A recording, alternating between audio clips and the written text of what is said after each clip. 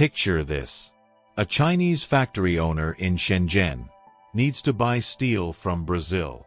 He opens his phone, taps a few buttons, and settles the deal in digital yuan. No dollars. No SWIFT network. No Western banks watching. The transaction clears in seconds. This isn't science fiction. It's happening right now. And it's about to change everything you thought you knew about global power. For 70 years, the US dollar has been the king of international finance. Not because it's the best currency, but because it's the currency everyone needs. Want to buy oil from Saudi Arabia? You need dollars. Want to trade with Japan? Dollars. Import goods from Germany? Dollars again. The whole world runs on a currency controlled by one country. And that gives America a power no empire in history ever had. The power to see every major transaction on Earth. The power to freeze accounts with a keystroke. The power to cut entire nations out of the global economy without firing a single bullet. But something is shifting. Something most people don't see yet. China has built a weapon that doesn't need missiles or aircraft carriers. It's digital. It's fast. And it's designed to do one thing: break the dollar's chokehold on global trade. Before we go further, if you want to understand the real battles shaping our world, the ones mainstream news won't explain, hit that subscribe button right now. Because what I'm about to show you isn't just economics. It's a power struggle that will define the next 50 years. And if you care about your money, your country, or your future, you can't afford to miss this. Drop a comment and let me know, are you ready to see how deep this really goes? Now let's get into it. The story of dollar dominance doesn't start with economics. It starts with war. When World War II ended, most of the world was destroyed. Europe was rubble. Japan was ash. China was fractured. But America was untouched. Its factories were running. Its economy was booming. And it had something no one else did. Gold. Tons of it. In 1944, representatives from 44 nations met in a small town in New Hampshire called Bretton Woods. They needed to rebuild the global economy. And they needed a currency everyone could trust. The solution was simple. The US dollar would become the world's reserve currency. Every other currency would be pegged to the dollar. And the dollar would be backed by gold. $35 per ounce. Fixed. Guaranteed. This wasn't just a financial agreement. It was a power structure. Countries needed dollars to trade. And to get dollars, they had to sell goods to America. Or borrow from American banks. Or align their policies with American interests. The dollar became more than money. It became leverage.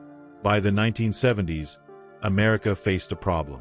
It had printed way more dollars than it had gold. Other countries started demanding their gold back. So in 1971, President Nixon did something radical. He ended the gold standard. Just like that. No more gold backing.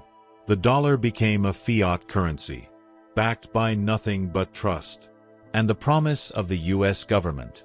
Most people thought this would destroy the dollar. Instead, it made it stronger, because America made a deal with Saudi Arabia and OPEC. Oil, the most important commodity on earth, would only be sold in dollars. This created the petrodollar system. Suddenly, every country needed dollars. Not just to trade with America, but to buy the energy that powered their economies. This was genius. And brutal. If you wanted oil, you needed dollars. If you wanted dollars, you played by America's rules. And if you didn't, you got cut off. This is how the dollar became a weapon. Not through military force, but through economic architecture. The Federal Reserve could print dollars, and the world had to accept them, because there was no alternative. Until now. Let's talk about what dollar dominance really means in practice. It's not just about trade. It's about control. Every time someone buys oil in dollars, those dollars flow through the American banking system. Through institutions like J.P. Morgan, Citibank, Bank of America. These transactions get cleared through SWIFT, the Society for Worldwide Interbank Financial Telecommunication. Sounds boring, right? It's not. SWIFT is the messaging system that allows banks around the world to communicate and transfer money. And guess who has access to all that data? The United States government. They can see who's paying who, for what, and where the money's going. This gives America an intelligence advantage no spy network could match. But it gets better. Or worse, depending on where you're standing.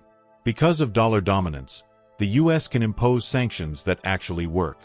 When America sanctioned Iran, it didn't just stop American companies from doing business there. It stopped everyone. Because if a European bank helped Iran move money, the US could cut that bank off from the dollar system. And without access to dollars, that bank dies. So even countries that disagreed with the sanctions had to follow them. Not because they wanted to, but because they had no choice. This happened to Russia after Crimea. Sanctions hit. Russian banks couldn't access SWIFT. Overnight, Russia was partially cut out of the global economy. This is the power of the dollar. It's not just an economic tool. It's a geopolitical weapon. And for decades, no one could challenge it. But here's the thing about monopolies. They breed resentment. Countries around the world have watched America use the dollar like a club, freezing assets, blocking transactions, dictating terms. And they started asking a dangerous question. What if we didn't need the dollar anymore? That question led to whispers, then meetings, then plans. And now, it's led to something concrete. China's digital yuan. Let me be clear about what this is. The digital yuan isn't just another cryptocurrency. It's not like Bitcoin or Ethereum. It's a central bank digital currency, issued and controlled by the People's Bank of China. Think of it as cash, but completely digital, tracked, programmable, and designed to work outside the Western financial system. China started researching this in 2014. While the rest of the world was dismissing crypto as a fad, China saw the future. They saw a way to bypass the dollar. By 2020, they launched pilot programs in major cities. Shenzhen, Shanghai, Beijing. Millions of people started using it. For everyday purchases, public transport, retail. But that was just the test. The real goal was always international. In 2021, China partnered with the United Arab Emirates on a cross-border digital currency project, testing how the digital yuan could settle trade between nations. No dollars involved. No SWIFT needed. Just a direct, government-to-government transaction. Then they expanded. Thailand, Hong Kong, Saudi Arabia started talking. Russia expressed interest. Brazil began exploring options. You see where this is going? China is building an alternative financial highway, one that doesn't run through New York. And they're inviting every country that's tired of American dominance to join. This isn't theoretical anymore. It's operational. The question isn't whether it can work. The question is how fast it spreads. Now let's get into the mechanics. How does the digital yuan actually threaten the dollar? It comes down to three things: speed, cost, and independence. Right now, international transactions are slow. If a company in Vietnam wants to pay a supplier in Kenya, that payment has to go through multiple banks. Each one takes a cut. Each one adds delays. The process can take days. With the digital yuan, that same transaction happens in seconds. Peer-to-peer. No intermediaries. Lower fees. Instant settlement. For businesses, this is a game changer, especially in developing countries where every percentage point matters. But speed is just the surface. The real advantage is independence. Countries using the digital yuan don't need to worry about US sanctions. They don't need access to SWIFT. They don't need correspondent banks in New York. They can trade directly. This is what terrifies Washington. Because if countries can trade without dollars, the entire architecture of American power starts to crack. Let's talk about oil. For 50 years, oil has been the anchor of dollar dominance. But that anchor is loosening. In March 2022, Saudi Arabia announced it was open to selling oil to China in yuan. Not digital yuan yet, but regular yuan. This was an earthquake that most people missed. Saudi Arabia, America's oldest ally in the Middle East, publicly considering non-dollar oil sales. Why? Because China is now Saudi Arabia's largest customer. They buy more Saudi oil than anyone else. And China's been asking a simple question. Why should we buy your oil in dollars when we can pay in yuan? And why should you, Saudi Arabia, accept dollars when you're trying to diversify away from dependence on America? The Saudis haven't fully committed yet. But the conversation is happening.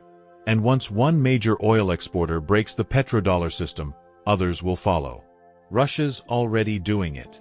After being hit with sanctions, Russia and China started settling energy trades in yuan.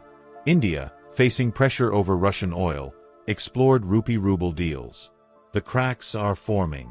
And the digital yuan makes this easier. Imagine a future where oil, natural gas, and metals are traded in a digital currency that settles instantly. No banks. No delays. No American oversight. That's not 30 years away. That's 10 years. Maybe 5. Let's look at the bigger picture. China's Belt and Road Initiative. This is the largest infrastructure project in human history. Over $1 trillion invested in roads, ports, railways, and power plants across Asia, Africa, and Europe. More than 60 countries involved. China isn't doing this out of charity. They're building economic ties. And with those ties comes influence. Here's where it connects. Countries that borrow from China or trade heavily with China are natural candidates for the digital yuan. Pakistan, for example, deeply in debt to China, needs Chinese investment. If China says, we'll keep funding your projects, but let's settle in digital yuan, what's Pakistan going to say? No. They can't afford to. Same with Kenya, Sri Lanka, Laos. These countries are economically dependent on China. And economic dependence creates monetary alignment. China doesn't need to force anyone. They just need to make the digital yuan the easier, cheaper option. And slowly, country by country, the dollar loses ground. Now here's where it gets darker. The digital yuan isn't just about trade. It's about control. Because unlike cash, digital currency is trackable. Every transaction leaves a trail. The Chinese government can see every yuan spent. By who, on what, and when. This gives them surveillance power that would make Orwell nervous. Inside China, they're already using it. The government can monitor dissidents, track political spending, even program the currency to expire if not spent by a certain date, forcing consumer behavior. This is unprecedented control. And here's the terrifying part. If the digital yuan becomes a global currency, that surveillance extends internationally. China would have visibility into trade flows across continents. They'd know who's buying what from whom, which countries are aligned, which are vulnerable. This isn't just about economics. It's about information dominance. The same advantage America had with SWIFT. China's building their own version, and they're doing it with better technology. Let me paint you a scenario. It's 2030. A mid-sized African nation needs to import rice. The supplier is in Southeast Asia. They could pay in dollars, which means going through Western banks, paying high fees, and waiting days for settlement. Or they could pay in digital yuan. Instant. Cheap. No American oversight. What do you think they choose? Now multiply that across hundreds of transactions. Thousands. Millions. Every time someone chooses the digital yuan over the dollar loses a little bit of its network effect. And currencies, like social networks, live and die by network effects. The more people use it, the more useful it becomes. The less people use it, the faster it collapses. The dollar has been the dominant network for 70 years. But networks can flip fast. Ask MySpace. Ask Blockbuster. Dominance isn't permanent. It's fragile. And it only takes one credible alternative to start the unraveling. China knows this. That's why they're moving so aggressively. They're not trying to destroy the dollar overnight. They're building an alternative system. Quietly, methodically. And by the time Washington realizes the threat is existential, it might be too late to stop it. Let's talk about the U.S. response. Or the lack of one. America has been slow to react. Partly because the financial establishment doesn't want to admit the dollar is vulnerable. Partly because building a digital dollar is complicated. The Federal Reserve has been researching a central bank digital currency for years. But they're cautious. Worried about privacy concerns. Worried about disrupting the banking system. Worried about getting it wrong. Meanwhile, China's already live. Testing. Iterating. Expanding. This is a classic innovator's dilemma. The incumbent has too much to lose, so they move slowly. The challenger has nothing to lose, so they move fast. And in the time it takes the incumbent to make a decision, the challenger captures the market. There's also a political problem. The U.S. government loves the power the dollar gives them. But a digital dollar would give them even more power. The ability to track every transaction, monitor every citizen, control spending with unprecedented precision. Americans don't want that. Privacy advocates are already sounding alarms. So the U.S. is stuck. They need a digital currency to compete. But they can't build one without triggering a political firestorm.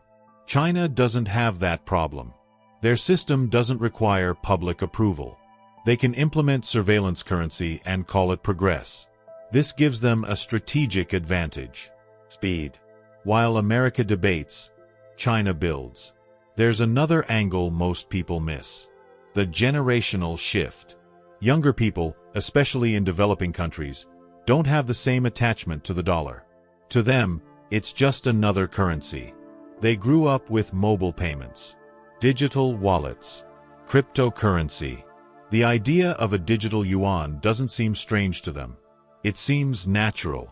And China's positioning the digital yuan as modern, efficient, and forward-thinking, while the dollar feels like a relic of the 20th century. Slow. Expensive. Controlled by distant banks in a country that doesn't care about them. This perception shift matters. Because currency dominance isn't just about economics. It's about psychology. It's about trust. And trust, once lost, is almost impossible to rebuild. Let's talk about what happens if the dollar loses its dominance. Not completely, but enough. Enough that it's no longer the undisputed king. First, interest rates.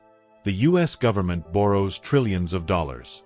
They can do this because the world wants dollars. Foreign governments and investors buy U.S. Treasury bonds. This keeps interest rates low. If demand for dollars drops, demand for Treasury bonds drops. That means the U.S. has to offer higher interest rates to attract buyers. Higher interest rates mean higher costs for everything. Mortgages, car loans, business loans, government spending. The entire economy slows down. Second, inflation. Right now, America can print money without catastrophic inflation, because those dollars get absorbed by the global economy. Other countries need them, so they hold them. But if the world needs fewer dollars, all those printed dollars stay in the U.S. economy. That's when inflation hits hard. Your savings lose value. Prices skyrocket. The standard of living drops. Third, geopolitical influence. Without the dollar as a weapon, America loses leverage. They can't sanction countries as effectively. They can't control trade flows. They can't monitor global transactions.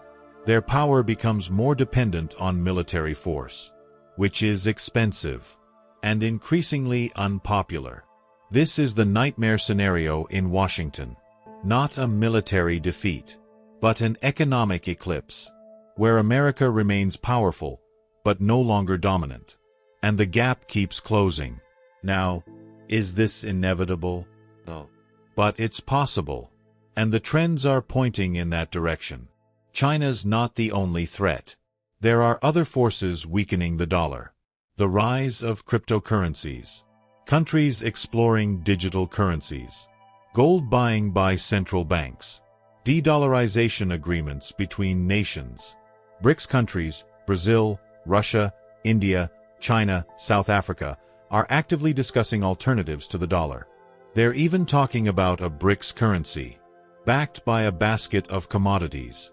Gold, oil, rare earth metals. This isn't fantasy. These are serious discussions among countries representing half the world's population. And while they haven't launched anything yet, the intent is clear. They want options. They want independence. They want to reduce their vulnerability to American policy. Every time the US weaponizes the dollar, it pushes more countries toward alternatives. Sanctions on Russia accelerated de-dollarization in Moscow. Sanctions on Iran pushed them toward yuan and crypto. Freezing Afghanistan's dollar reserves made every developing nation nervous. If it can happen to them, it can happen to us. So they diversify. They build backup systems. They prepare for a world where the dollar isn't reliable. And every preparation weakens the network. Here's a critical point. The dollar doesn't need to disappear for America to lose. It just needs to become one option among many. Right now, the dollar is involved in about 90% of global currency transactions.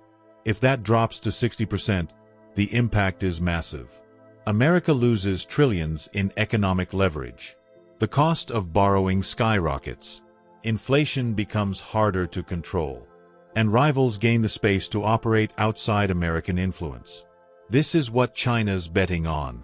Not the destruction of the dollar, but its dilution. A multipolar currency world, where the yuan is a legitimate alternative, where countries can choose. And in a world of choices, the monopoly dies. Let me show you how this plays out in practice. Take the Shanghai Cooperation Organization. It's a political and economic alliance. Members include China, Russia, India, Pakistan, and 4 Central Asian countries. Combined, they represent a quarter of global GDP and over 40% of the world's population. These countries are exploring non-dollar trade. China and Russia already settle most of their trade in yuan and rubles. India's negotiating rupee-based deals. Central Asian countries are testing digital payments that bypass Western banks. This is a parallel financial system. It's not global yet, but it's regional. And regions can expand. If this system proves stable and efficient, other countries will join. Southeast Asia, the Middle East, Africa, Latin America. Each new member weakens the dollar's grip and strengthens the alternative. Now let's talk about the technology advantage. China's ahead in financial technology. Mobile payments in China are ubiquitous. Alipay and WeChat Pay process billions of transactions daily. Most Chinese citizens barely use cash anymore. Everything's digital. This gave China a head start in understanding digital currency infrastructure. They know how to scale it, how to secure it, how to integrate it into daily life. The US is still debating. China's deploying. And in technology, first movers have enormous advantages. They set the standards. They build the ecosystems. They attract the partners. If the digital yuan becomes the standard for cross-border digital payments, the dollar's dominance is over. Not immediately, but inevitably. Because once infrastructure is built, it's hard to replace. Think about how hard it is to switch from iOS to Android, or Windows to Mac. Even if one's better, the switching cost is high. Financial systems are the same. Once countries integrate the digital yuan into their payment systems, switching back becomes expensive and complicated. They're locked in. And China knows this. That's why they're offering incentives. Lower transaction fees, technical support, infrastructure investment. They're making it easy to join and hard to leave. This is strategic patience, not conquest. Seduction. And it's working. Let's address the counterargument. Some people say the dollar's dominance is safe because America has the strongest economy and military. And that's partly true. But history shows that economic dominance doesn't last forever. Britain had the world's reserve currency for a century. The pound sterling was king. Then 2 world wars drained Britain's wealth. And America, with its booming post-war economy, took over. The transition wasn't planned. It just happened. Because economic gravity shifted. The same could happen now. Not because America collapses, but because the global economy rebalances.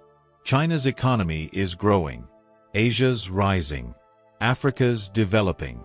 The center of economic gravity is shifting east and south. And currencies follow economic power. If most global growth happens outside America, why should those economies use America's currency? It's inefficient. It's expensive. And it gives power to a country that's increasingly distant from their interests. The logic of de-dollarization isn't ideological. It's practical. And practical changes, once started, are hard to stop. There's also the debt problem. America's national debt is over $33 trillion. And growing. Every year, the government borrows more, pays interest with borrowed money, and promises to pay it back someday. But what if someday never comes? What if creditors start doubting America's ability to pay? Right now, that seems impossible. But so did the collapse of Lehman Brothers. Until it happened. Confidence is fragile. And the dollar's dominance is built on confidence.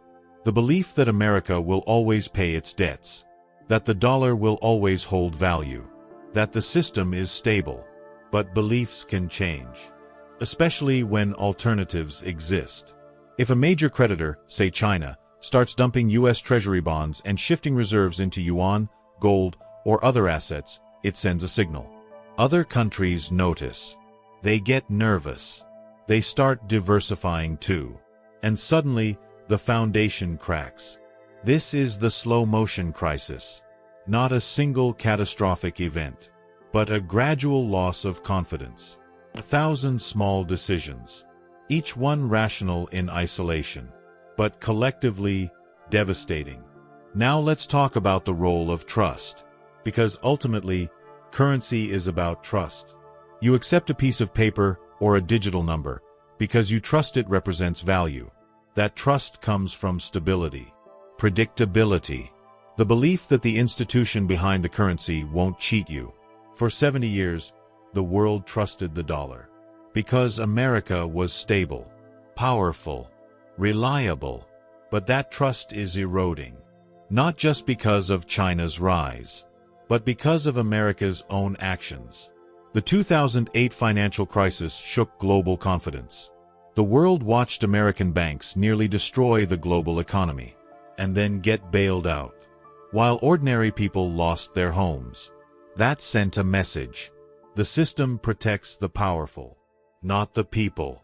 Then came the endless money printing, quantitative easing, trillions of dollars created out of thin air, to prop up markets, to fund government spending. And while it prevented immediate collapse, it raised a question. If America can just print money whenever it wants, what's the dollar really worth? Other countries noticed. They started asking uncomfortable questions. Is the dollar sound? Or is it just a bubble waiting to pop? Then came the sanctions. Russia, Iran, Venezuela, North Korea. America used the dollar as a weapon so often that it became predictable and dangerous. Countries realized that holding dollar reserves wasn't safe. If they did something Washington didn't like, those reserves could be frozen or seized. This wasn't theoretical. It happened. Afghanistan's central bank had billions in U.S. banks. After the Taliban took over, the U.S. froze those assets. Whether you agree with that decision or not, it sent a chilling message to every other country. Your dollar reserves aren't really yours. They're hostages. And that realization is what's driving de-dollarization. Not anti-American ideology, but rational self-interest. Countries want financial sovereignty. The ability to make decisions without worrying about Washington's approval. And the digital yuan offers that. A system where China, not America, holds the keys. Now, is China more trustworthy than America? That's debatable. But for many countries, it's not about trust. It's about options. They don't want to replace one master with another. They want a world where they can choose, where they have leverage, where they're not completely dependent on any single power. And that world is being built right now. Let's look at a specific case study. Argentina. For decades, Argentina used the dollar as a backup currency. When their peso collapsed, people held dollars. Businesses priced goods in dollars. The dollar was the safe haven. But after repeated economic crises, Argentina started looking for alternatives. They joined China's currency swap agreements. They began trading with China in yuan. And when their economy crashed again, China offered loans denominated in yuan, not dollars. Argentina took them, because they had no choice. And now, a significant portion of Argentina's trade is in yuan. This pattern is repeating across the developing world. Countries in crisis, desperate for capital. China steps in, not with dollars, but with yuan, and infrastructure, and influence. It's not colonialism. It's strategic investment. And it's working.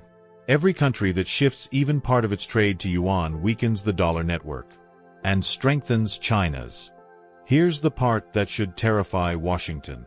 The younger generation of global leaders doesn't remember Bretton Woods. They don't remember when America saved the world. They grew up in a multipolar world, where China's economy rivals America's, where American wars in the Middle East look like failures, where American democracy looks messy and divided. They don't have the automatic deference to American power that previous generations had.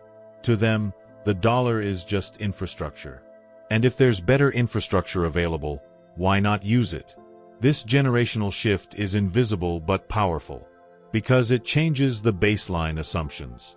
The old generation asks, why would we move away from the dollar?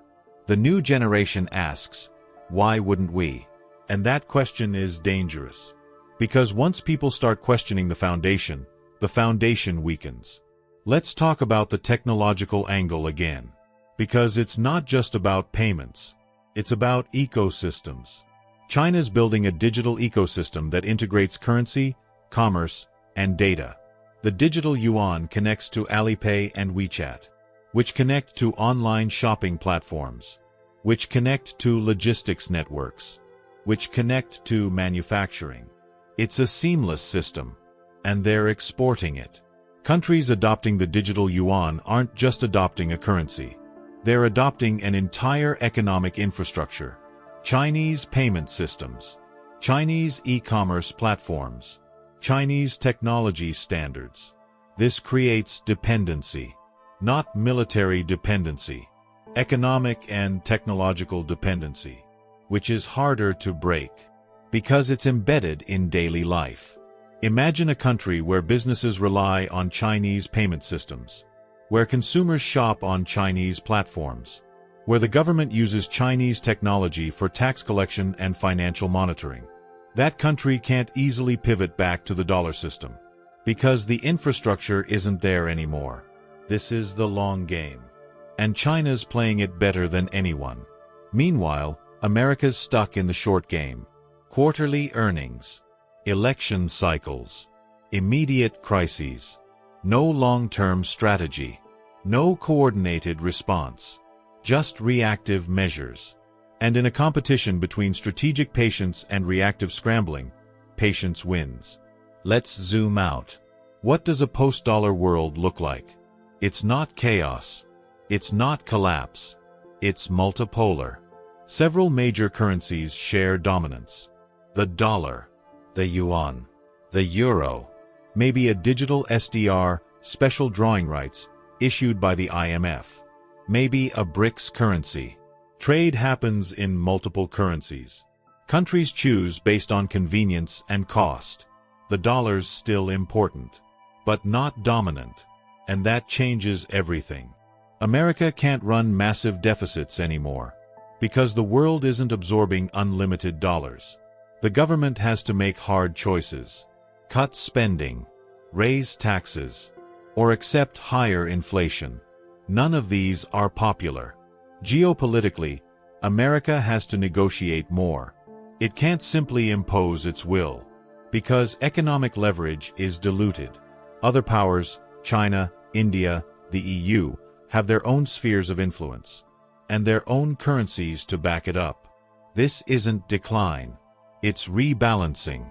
But for a country that's been on top for 70 years, rebalancing feels like losing. And maybe it is. The American century might be ending, not with a bang, but with a rebalancing of the global financial system. And the digital yuan is the catalyst. Let's talk about speed. Because one thing people underestimate is how fast these shifts can happen. The Soviet Union looked stable until it wasn't. The 2008 financial crisis seemed impossible until it happened. Lehman Brothers was too big to fail until it failed. Systems that look permanent can unravel shockingly fast, especially when they're built on confidence. And confidence can evaporate overnight. Right now, the dollar system looks stable, but there are stress points.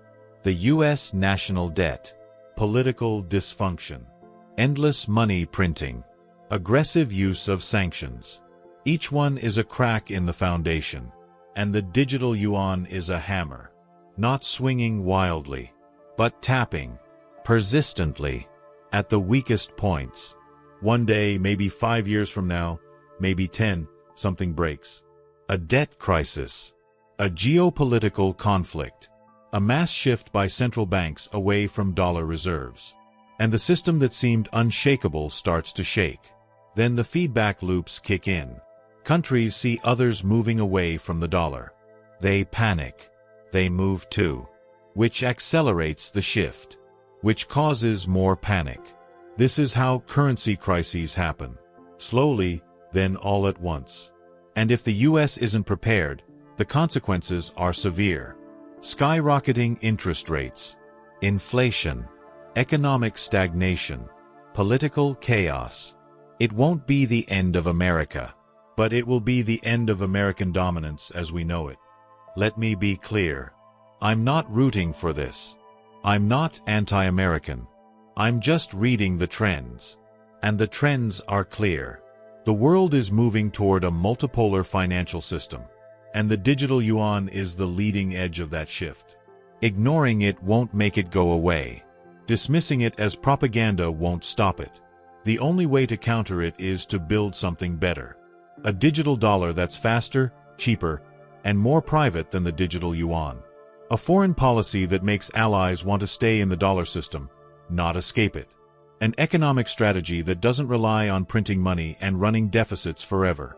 But that requires vision, leadership, and political will. And right now, those are in short supply. So the question isn't whether the dollar will face a challenge. It's whether America can rise to meet it. Or whether the next chapter of global finance gets written in Beijing, not Washington. Here's the uncomfortable truth. Most Americans don't realize this is happening. They hear about China. They hear about trade wars. But they don't understand the deeper game. The financial architecture being built in the shadows. By the time it becomes obvious, it might be too late. And that's the tragedy. Because this isn't inevitable. It's a choice. A choice to act or not act. To innovate or stagnate. To lead or be left behind. And right now, America's choosing inertia, while China chooses action. Let's talk about something most analysts miss. The psychological dimension. For decades, people around the world have seen the dollar as the safe asset. When things go wrong, you buy dollars. You hold dollars. You trust dollars. But what happens when that trust is questioned? Not destroyed, just questioned. It starts with small doubts. Maybe the dollar's not as safe as we thought. Maybe we should diversify. Maybe we should hold some yuan, or gold, or euros.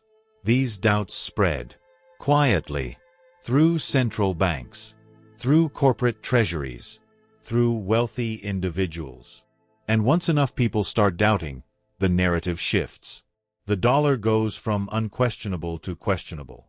And once something's questionable, it's vulnerable. This is what China's counting on. They don't need to destroy faith in the dollar. They just need to plant doubt and offer an alternative. A credible, functional, government-backed alternative. That's the digital yuan. And that's why it's so dangerous. Here's the thing about empires. They don't usually fall to external enemies. They fall from internal decay, overextension, complacency, arrogance, the belief that dominance is permanent.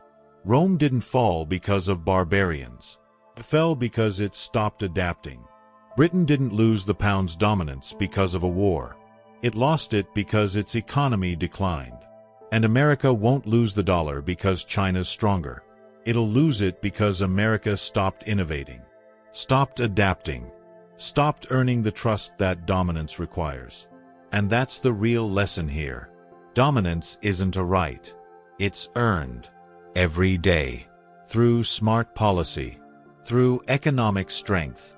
Through building systems people want to use. Not because they have to, but because it's the best option. And right now, the dollar's dominance rests on the fact that there's no alternative. China's building that alternative. And if it works, the world will have a choice. And in a world of choices, monopolies die. Let me give you one more example of how this plays out. Trade finance. This is the system that allows businesses to buy and sell goods across borders.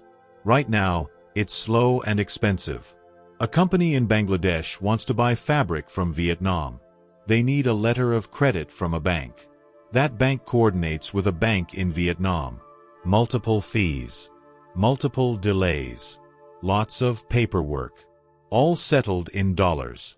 With the digital yuan, that same transaction could happen on a blockchain-based system. Instant verification. Lower costs. No intermediaries. Settled in seconds. For a small business, this is revolutionary. They save money. They move faster. They grow. And they'll never go back to the old system. Because the new one's just better. This is how the digital yuan wins. Not through coercion, but through superior functionality. And once businesses switch, governments follow. Because governments serve businesses. And if businesses want digital yuan infrastructure, governments will provide it. This is the ground game. Invisible to most people, but incredibly powerful. China's not trying to make headlines. They're trying to make the digital yuan indispensable. And they're succeeding. Transaction by transaction. Partnership by partnership. Country by country. The network grows. And the dollar shrinks. Not in absolute terms, but in relative importance. And in global finance, relative importance is everything. Let's get real for a second. What can you do about this? If you're not a central banker or a politician, does any of this matter? Yes. Because currency shifts affect everything. Your savings, your investments, your job, your country's power. If the dollar loses dominance, expect higher inflation. Expect your purchasing power to drop. Expect economic uncertainty. But also expect opportunities. New markets opening. New currencies rising. New technologies emerging. The smart move is diversification. Don't hold all your wealth in one currency. Don't assume the system you grew up with will last forever. Stay informed. Watch the trends. And adapt. Because the world's changing. Faster than most people realize. And the ones who see it coming will thrive. The ones who don't will struggle. That's not fear-mongering. That's history. Every major economic shift creates winners and losers. The question is, which side will you be on? So where does this leave us? Standing at the edge of a financial revolution. The dollar's been king for 70 years. But kings don't rule forever. History's full of empires that thought they were invincible. right up until they weren't. And the signs are everywhere. China's building an alternative system. Countries are exploring non-dollar trade. Trust in American institutions is eroding. The technology exists to bypass the old system. And the political will to maintain dollar dominance is fading. This isn't a conspiracy theory. It's strategic competition. And China's playing the long game. They're not trying to collapse the dollar tomorrow. They're building the infrastructure for a world where the dollar's optional. And once it's optional, it's no longer dominant. That's the shift. And it's already underway. The question isn't if it'll happen. The question is how fast. And what America does in response. Will they innovate? Build a better digital dollar? Strengthen alliances? Rebuild trust? Or will they cling to the old system? Use sanctions even more aggressively? Print more money? And accelerate the very decline they're trying to prevent? Right now, it looks like the latter, which means China's path gets easier, and the dollar's dominance gets weaker. This isn't about choosing sides. It's about understanding reality. The global financial system is changing, and the digital yuan is at the center of that change. Not because it's perfect, but because it's an alternative. And in a world hungry for alternatives, that's enough. Let me leave you with this thought. Currency dominance isn't just about money.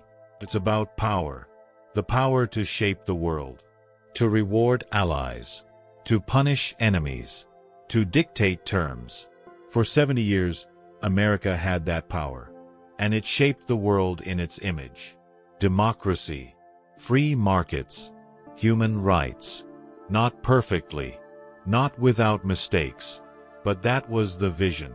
Now, imagine a world where China has that power, where the digital yuan is the dominant currency, where Beijing sets the rules. What does that world look like? More authoritarian, more surveillance-heavy, less free, maybe. Or maybe it's just different. A world shaped by different values, different priorities, different systems. The point is, currency dominance isn't neutral. It shapes everything. And the shift from the dollar to the yuan isn't just a financial story. It's a civilizational story about which system, which values, which vision will define the next century. And that should matter to everyone. Because the world your children grow up in will be shaped by the decisions being made right now. In Beijing, in Washington, in boardrooms and central banks around the world. And most people have no idea it's happening. They're watching political theater, celebrity scandals, sports, while the real power shifts happen in silence. In code, in infrastructure, in currency swaps and trade agreements. This is the battlefield of the 21st century. Not tanks and missiles, but bytes and blockchains. And China's winning, not because they're better, but because they're more focused, more strategic, more patient. And while America debates, China builds. While America fragments, China consolidates. While America looks inward, China looks outward. And slowly, the balance shifts. The dollar weakens. The yuan strengthens. And the world changes, whether we notice or not. So here's the final question. What are you going to do with this information? Ignore it? Hope it goes away? Or pay attention? Prepare? Adapt? Because the future isn't fixed. It's being written right now. And the outcome depends on who acts. And who watches. History remembers the actors, not the audience. So choose wisely. Stay informed. Stay critical. And never assume the system you know will last forever. Because it won't. Nothing does. And the digital yuan is proof that the next chapter is already being written. The only question is whether you'll be ready when it arrives. If you made it this far, you're the kind of person who sees beyond the headlines. Who understands that the real battles aren't fought on camera. They're fought in spreadsheets and code. In trade routes and currency flows. And right now, one of the biggest battles in history is happening. The battle for financial dominance. The battle between the dollar and the yuan. Between Washington and Beijing. Between the old order and the new. And you just got a front row seat. But don't stop here.